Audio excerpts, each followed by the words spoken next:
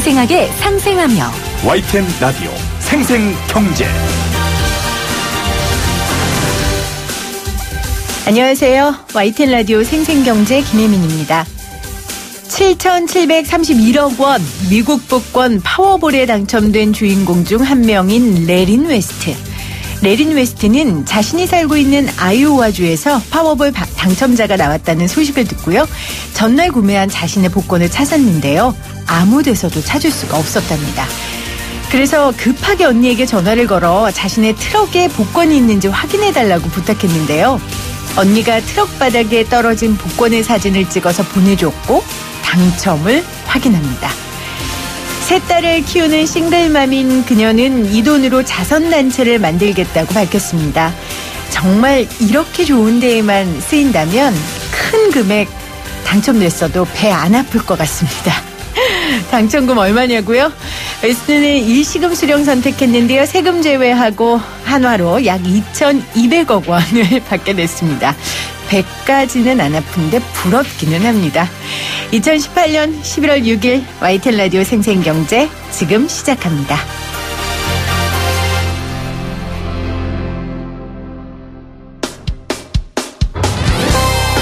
생생하게 상생하며 건강한 경제방송 YTN 라디오 생생경제. 오늘 가장 뜨거운 경제 뉴스를 제일 생생하게 전해드리는 시간입니다. 현재 실시간 검색어 1위 오피넷입니다. 이 오피넷은요, 한국석유공사가 운영하는 사이트인데요. 직영주유소를 검색할 수 있답니다. 저도 방송 전에 좀 들어가 봤는데 아예 불통이더라고요. 안 들어가져요. 유류세가 내일부터 내리게 되는데요. 그래서 많은 분들이 지금 관심을 갖고 계십니다. 바로 기름값 부담이 줄게 될까요? 이컨슈머 이서혜 연구실장 나오셨어요. 안녕하세요, 실장님. 네, 안녕하세요. 이컨슈머 어떤 단체입니까? 네, 저희가 사실 이컨슈머의 앞에 이자가 에너지, 인바이러먼트, 이코노미 이런 것을 다 대변을 해서 소비자 관점에서 다양한 소비자 이슈를 연구하는 그런 단체입니다. 네. 자, 그러면 이제 오늘 이 유류세 관련된 이야기를 해주실 텐데요. 오늘 현재 휘발유값 먼저 좀 살펴볼까요? 네, 오늘 오피넷에 따르면 어제 전국 평균 휘발유 가격은 1,690원으로 상반기에 리터당 1,550원과 비교하면 약 8% 정도 오른 상태입니다. 네. 그리고 오늘 12시 정도에 제가 한번 확인을 해봤더니 전국 평균 휘발유 가격이 약 1,687원 정도였고요. 어제보다 약 한 13원 정도 내렸다고 볼 수 있습니다. 내렸네요. 네네, 그렇습니다. 그렇군요. 유류세 개념 정리부터 잠깐 하고 들어가겠습니다. 지금 현재 휘발유 가격 살펴봤고요. 이제 유류세 어떤 세금입니까? 네, 휘발유하고 경유에는 한 6개의 세금 및 준조세가 붙고 있습니다. 네. 정말 많죠. 먼저 교통에너지 환경세가 있고요. 네. 주행세, 교육세, 부가가치세, 관세, 거기에 기타 수수료까지 부과되고 있는데요. 일반적으로 우리가 유류세를 얘기할 때는 이 중에서 교통에너지 환경세, 주행세, 그리고 교육세를 의미를 하게 됩니다. 그래서 우리는 일반적으로 교통에너지 환경세의 가격이 정해지면 네. 거기에 따라서 주행세와 교육세가 연동돼서 일정 비율로 부과되고 있어요. 네. 이 유류세를 지금 6개월 동안 15% 인하해 준다는 거잖아요. 네네, 그렇죠. 정부가 이런 결정을 내린 배경은 뭘까요? 최근에 이제 유가도 상승하였고 국내 경기도 좀 침체되어 있어서 네. 많은 분들이 아무래도 경제 활동에 좀 어려움을 겪고 계시죠. 정부에서도 이런 이유로 영세 자영업자와 중소기업 그리고 서민 등의 부담을 완화하기 위하여 한시적으로 유류세를 인하하였습니다. 그러니까 가장 체감할 수 있는 네네, 그렇죠. 제도인 것 같아요. 정책인 네. 것 같아요. 일단 저부터도 기름값 오르고선 차 두고 다니거든요. 그렇죠. 너무 부담스럽죠. 너무 부담스러워요. 네. 자영업자들 오죽하시겠어요. 그렇죠. 또 차 가지고 일하시는 분들은 그렇죠. 네. 어떤 기사에서 이런 표현이 있었습니다. 올릴 때는 1시간도 안 돼서 올리는데 내릴 때는 몇 날 며칠이 걸리는 마법 같은 기적. 네. 이제 기름값 그렇게 쉽게 올리면서 떨어지는 건 왜 이렇게 오래 걸리나 지금 이런 소비자들의 이야기거든요. 왜 그럽니까? 외국에서도 비슷한 얘기가 있는 것 같아요. 네. 총알처럼 올라가고 깃털처럼 내려온다. 이런 얘기가 있는데요. 네. 아무래도 이제 올라갈 때는 이게 주유소에서 좀 비싼 가격으로 파는 주유소들이 내리지 않고 있다가 좀 같이 빨리 올리기 때문에 더 빨리 올라가는 걸 견인을 하는 반면에 네. 아무래도 내릴 때는 국제유가가 앞으로 더 내려갈 것인지 아닌지 좀 관망하시면서 비싼 주유소들은 안 내리고 싼 주유소들이 좀 관망하시면 좀 천천히 내리기 때문에 그런 현상이 나타나는 것으로 분석되고 있습니다. 네. 네. 일단 조금이라도 내린다고 하면 팍팍한 살림의 국민들은 반가울 수밖에 없거든요. 네. 이제 정유사들은 어떨지 또 걱정이 돼요. 어떻습니까? 기억하실지 모르겠지만 2011년에 정유사들이 자발적으로 리터당 100원을 할인했던 적이 있어요. 네.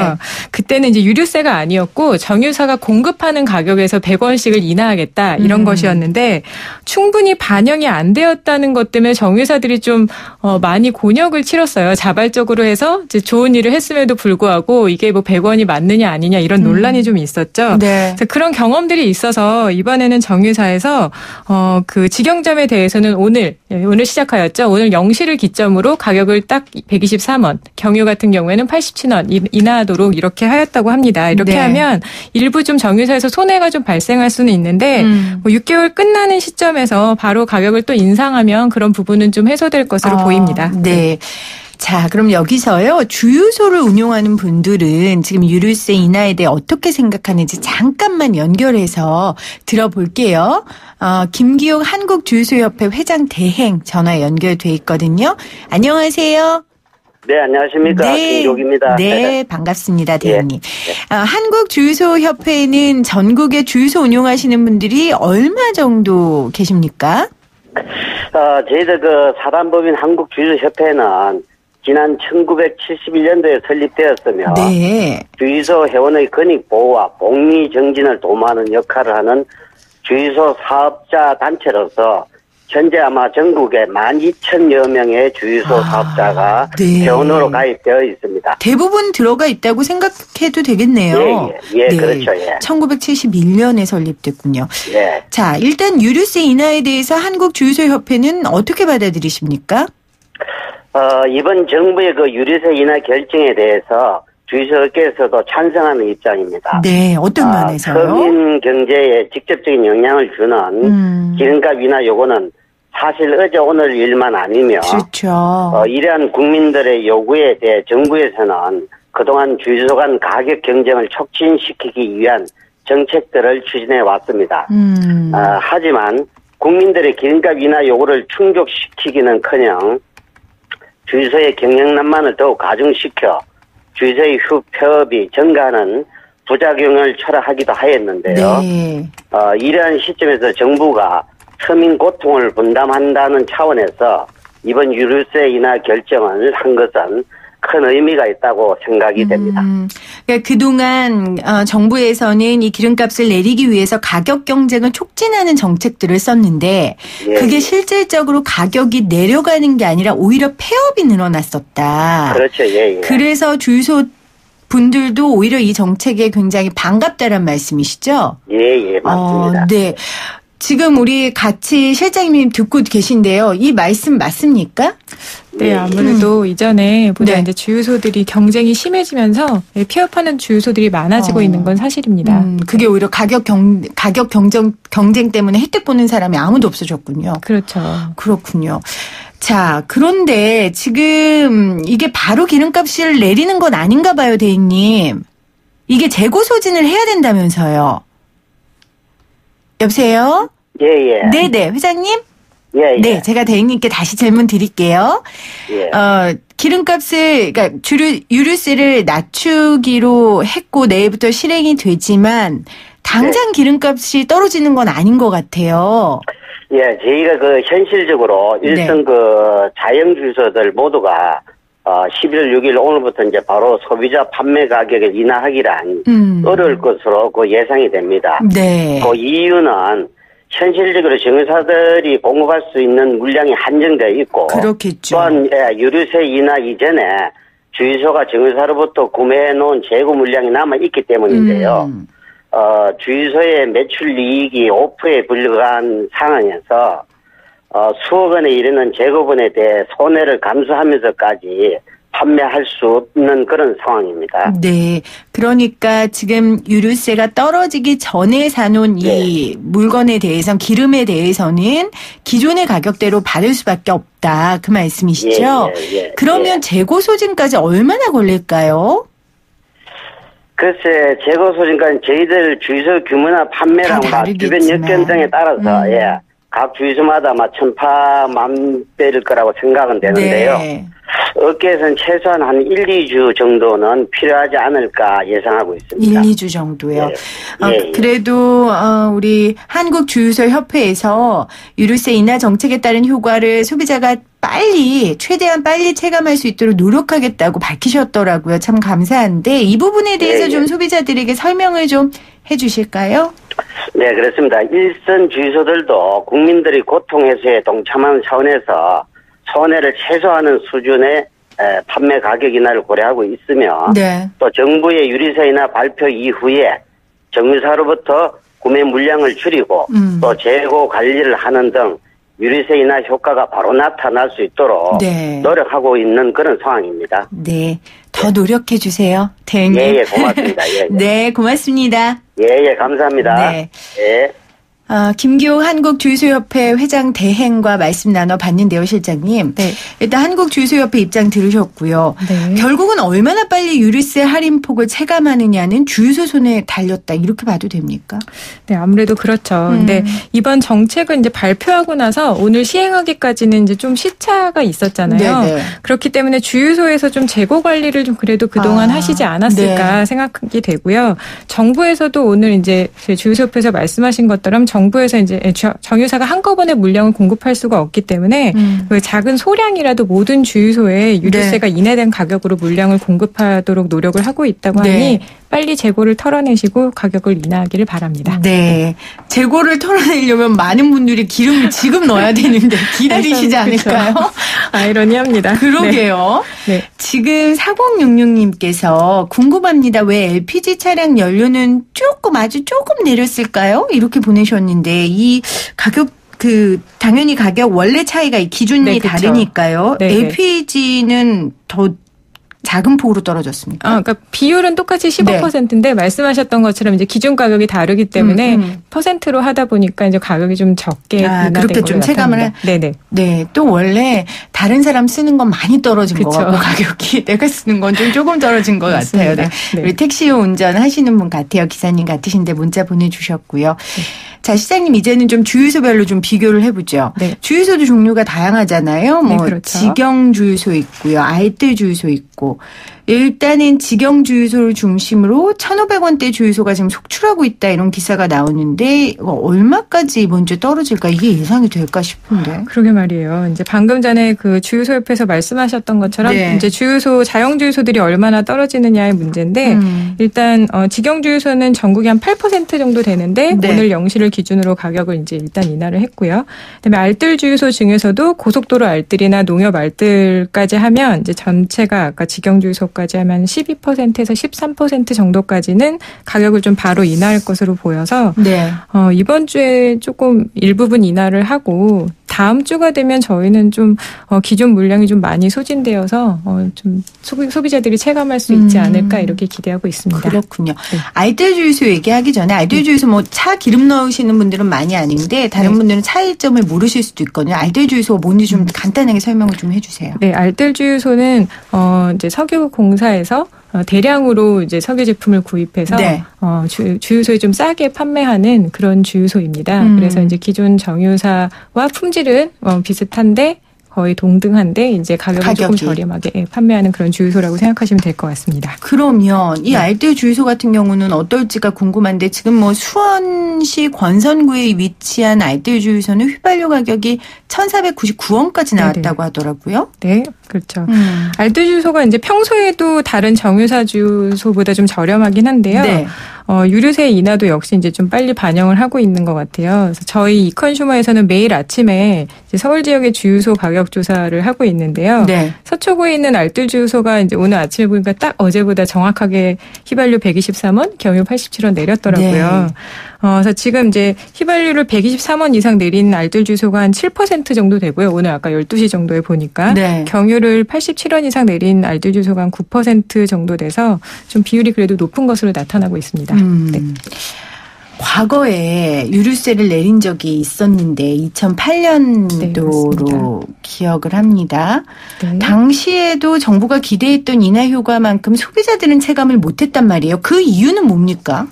2008년에는 3월부터 12월까지 10개월 동안 유류세 10%를 인하를 했었어요. 네. 그래서 그때도 이제 아마 고유가 시대여서 이제 유류세를 인하를 했었는데 그 당시 이제 니만 브라더스가 9월에 이제 파산 신청을 하면서 국제유가 급등을 하게 됩니다. 그래서 거의 2달 만에 막 배럴당 100달러까지 너무 가고 이래서 네, 그런 바람에 이제 국내 소비자 가격도 같이 가격이 올라가니까 유류세가 내렸음에도 불구하고 가격이 계속 올라가니까 체감을 이제 못했다 이런 평가들이 많은데 사실 저희 입장에서 봤을 때는 그렇게 급격하게 올라갔을 때 유류세 인하 효과라도 없었으면 소비자 부담이 훨씬 컸을 텐데 그렇죠. 네, 그게 있었기 때문에 부담이 좀 덜하지 않았나 이렇게 생각을 합니다. 네. 그러니까 내리긴 내렸는데 워낙 큰 폭으로 기름값이 그렇죠. 오르니까 네네. 그런데 진짜 말씀하신 것처럼 안 내렸으면 소비자 부담은 훨씬 컸겠죠. 네. 그러면 이번에는 어떨까요? 그때와 비교한다면.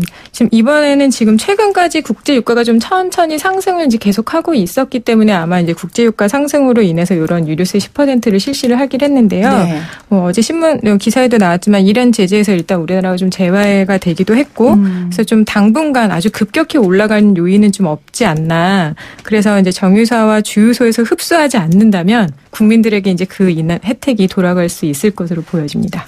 네. 기대를 할 수 있겠네요. 네. 주유소나 정유사들이 유류세 인하에 있어서 꼼수를 쓸 경우 어떤 꼼수를 씁니까? 이제 방금 말씀드렸던 것처럼 유류세가 인하되었지만 그것들이 이제 본인들의 재고가 있다고 유통비용 및 마진을 이제 평소보다 좀 높게 책정을 해서 이제 그것이 내려가는 효과가 좀 반감되는 그런 경우들이 있어요. 왜냐하면 아무래도 이제 다 개별 기업이기 때문에 그걸 정부가 이렇게 컨트롤할 수는 없잖아요. 얼마에 공급해 이렇게 할 수가 없기 때문에 각각 정유사라든지 주유소가 자기의 가격 전략에 맞춰서 가격을 이제 공급을 하는 것이기 때문에 그런 어떤 유통비용 및 마진이 평소보다 좀 많이 붙는다면 아무래도 그 혜택이 소비자에게 좀 덜 돌아가겠죠. 그러니까 유류세가 떨어진 만큼 마진을 다른 데다 붙여버리면 조금 올려버리면 그러면 안 되죠. 그쵸. 그러진 말아주세요. 네. 정말 팍팍한 살림에 이거라도 좀 얼마나 위안이 되고 위로가 되는데요. 그렇죠? 네. 그러면 이거를 제재할 수 있는 방안은 없습니까? 그렇게 꼼수를 쓸 때? 네, 방금 말씀드렸던 것처럼 이전에 저희가 그 가격 자율화 실시하기 이전에는 정부가 가격을 결정했었어요. 제 기억에 의하면 가격을 오른다 이러면 그날을 전날에는 막 주유소에 차들이 쭉 길게 서 있고 그랬었는데 최근에는 이제 지금은 개별 주유소가 자기의 전략을 아까 말씀드린 것처럼 결정을 하는 것이기 때문에 이걸 충분히 반영하지 않았다고 해도 어떤 제재를 가할 수가 없습니다. 네. 그래서 이제 시장에서 저희 이컨슈머 같은 기관이 끊임없이 모니터링을 해서 이전의 가격과 비교를 했을 때 이제 유통비용 마진이 어떻고 유류세에 충분히 반영되었는지 이런 부분을 계속 모니터링하는 방법이 있고요. 네. 또 소비자들께서도 지속적으로 좀 관심을 가지시고 이렇게 참 주유소 선택이라는 게 저희가 오랫동안 해보면 소비자분들께서 행동을 잘 안 바꾸세요. 이제 귀찮으니까 그냥 늘 가던 데를 많이 가시는데 가격을 자꾸 비교를 해보시고 그다음에 본인의 동선 내에서 이제 자꾸 폐업하거나 이런 데는 또 가짜 석유 팔았던 주유소인 경우도 있으니까 좀 그러지 않은 주유소에서 동선 내에서 좀 싼 데를 좀 찾아보시고 이용을 하는 등 이렇게 좀 스마트한 소비를 하면 아무래도 주유소가 경쟁이기 때문에 주변보다 가격이 비싸면 사람들이 좀 덜 모이면 가격이 내려갈 수 있거든요. 그래서 이렇게 다 스마트한 소비를 해야지 이제 이런 가격이 충분히 시장에 반영될 것으로 보여집니다. 스마트한 소비. 네. 이컨슈머가 아까 에너지하고 인벨로먼트도 있다고 하셨죠. 환경. 그러면 기름을 이렇게 유류세가 떨어지면 기름을 많이 쓰게 되면 환경엔 안 좋지 않습니까? 그렇죠. 네, 그래서 참 그게 양쪽 면이 있는 것 같아요. 하지만 저희는 이제 소비자 관점에서 제가 아까 연구를 한다고 했기 때문에 일단 국내 유류세 비중이 좀 굉장히 큰 편이잖아요. 그래서 어떻게 보면 경유 같은 부분은 국제유가보다 세금이 훨씬 더 많아요. 물론 휘발유도 그렇지만 휘발유 경우는 35% 6% 정도가 국제 유가면 뭐 58% 이 정도가 거의 세금이기 때문에 네. 세금 부담이 좀 사실 소비자한테 굉장히 과도한 건 사실이라서 이제 소비자 입장에서 저희는 그래도 소비자의 부담을 좀 줄여주고 네. 또 소비자분들은 또 너무 또 과도하게 사용을 하진 마시고 본인의 생활 패턴이라든지 사용에 맞게 사용하시도록 이렇게 두 가지를 같이 진행하고 있습니다. 네.